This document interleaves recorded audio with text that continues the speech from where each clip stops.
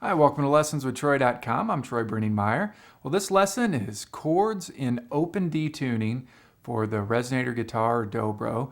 And this one, just like last one I did for open G, this one we're not using any slants. So we're using a lot of the open strings. We're considering different bass notes over the same chord to give us different names and different functions of chords.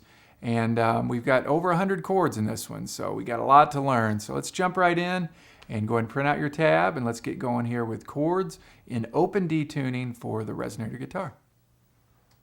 Okay, we are in open D tuning for this lesson, so real quick, we got D on our 6th string, and then A, and then D, F sharp, A, and D.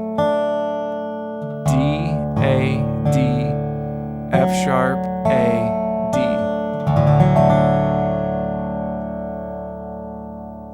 Okay, so the first set of chords here that we're going to learn are several variations of D chords. D is in dog. So we're just using a lot of our open strings here and adding one note, normally with the bar tipped up like this to where it's just the tip of your bar. So of course, if you just strum open like that, you get a normal D chord, just like how you tune it, D, A, D, F sharp, A, D. Okay, so let's look at that for just a second here. When you strum it open, that's D, A, D, F sharp, A, D. Okay, so what you've got here is your 3rd string is your major 3rd of your chord, F sharp. Okay, so if we remove that note, remove the 3rd, and we just played either our 6th string, 5th string, and 4th string, like that, or our 4th string, skip the 3rd string, play 4th, 2nd, and 1st. What that gives us is a nice little power chord, or what's called a D5 chord, because it's just root and 5th. D, our root, A, our 5th, and then D, another root, D, A, D. Same thing here, when you start on your 4th string and skip the 3rd, you get D, A, D. So as we go through these different chords, each time you put your bar down, you can play that kind of power chord. And it sounds real nice because you get these lower notes that you can get with it.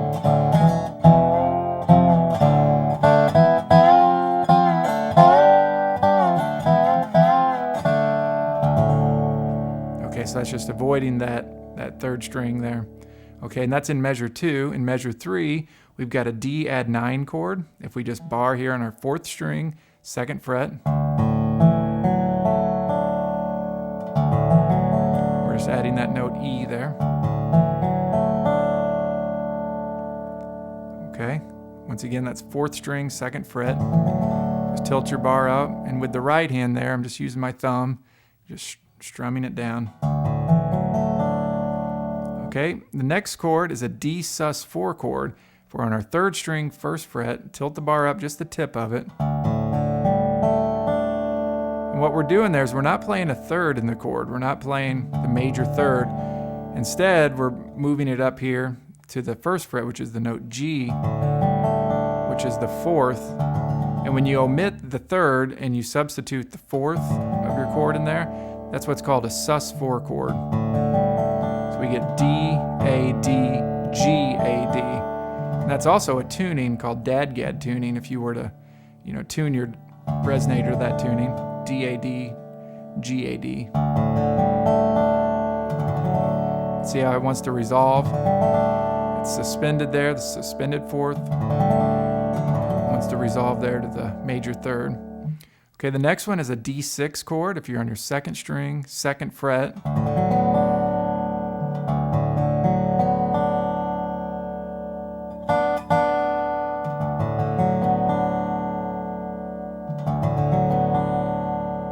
Okay, and that's the note B that we're adding to that chord. Just got the bar tilted up there, 2nd string, 2nd fret for a D6 chord. Okay, if we move that up to the 4th fret, 2nd string, it gives us the note C sharp, which is the major 7th in the key of D. So 4th fret, 2nd string there. Nice little D major 7 chord.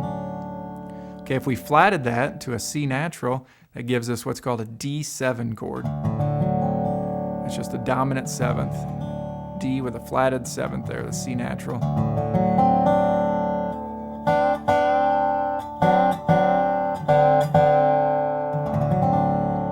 Okay, if we go to our 4th string, 5th fret here, we're adding the note G, but we're still keeping that major 3rd there on our 3rd string open. So it has the notes G and F sharp within that chord. That chord's called a D add 11 chord. Now 11 is the same as the 4, but when you include that major 3rd in the chord, and you add the 4th in there, we're calling that an 11, a D add 11 chord.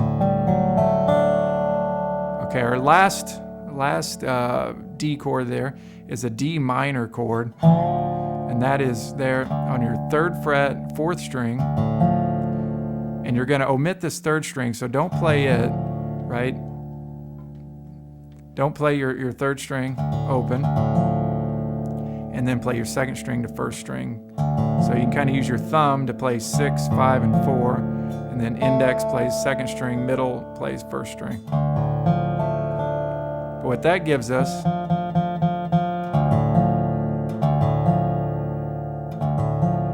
is a nice note there that's an F natural. That's the minor 3rd in our D minor chord. So we get all the notes that make up a D minor chord. Root, 5th, minor 3rd. So root on my 6th string, 5th, minor 3rd there on the 4th string, and then the 5th again, and then another root. Nice little D minor chord. Okay, so there's a lot of D chords for you. Let's go ahead and move on to our 1st fret for an E flat chord. Okay, the next chord we have here is on our 1st fret. If you strum all 6 strings on your 1st fret, that's an E flat chord. It could also be called a D sharp chord. It's the same chord, just a different spelling. That's what's called inharmonic chords. Okay, so E flat, we're just going to call it E flat. That's what I put in the tab there, was E flat. Okay, once again, you can get that E flat 5 chord or E flat power chord there. If you just play your 6th, 5th, and 4th string there. I like to pull my bar back if I'm going to do something like that. All right, and I'm just grabbing that with my right hand thumb, index, and middle. Anytime I have 3 strings like that, I'll just grab it, thumb, index, and middle. Okay, you can do a higher power chord or E flat 5 chord if you're there on your 4th, 2nd, and 1st string. Okay. Okay, now if you pull your bar back and leave this 1st string open, that's an E flat major 7th. Where you got that D note here, that open 1st string, as your major 7th. Now another kind of weird chord is if you pull your bar back again and leave your 2nd string open. That's an E flat add sharp 11. Because you're adding an A note. Normally, in the key of E flat, A would be flatted. But in this key, for an E flat add sharp 11, you're actually sharping that A flat and making an A natural. Gives us E flat add sharp 11. Okay, and that's all we've got for E flat chords. Let's go ahead and move on to E chords.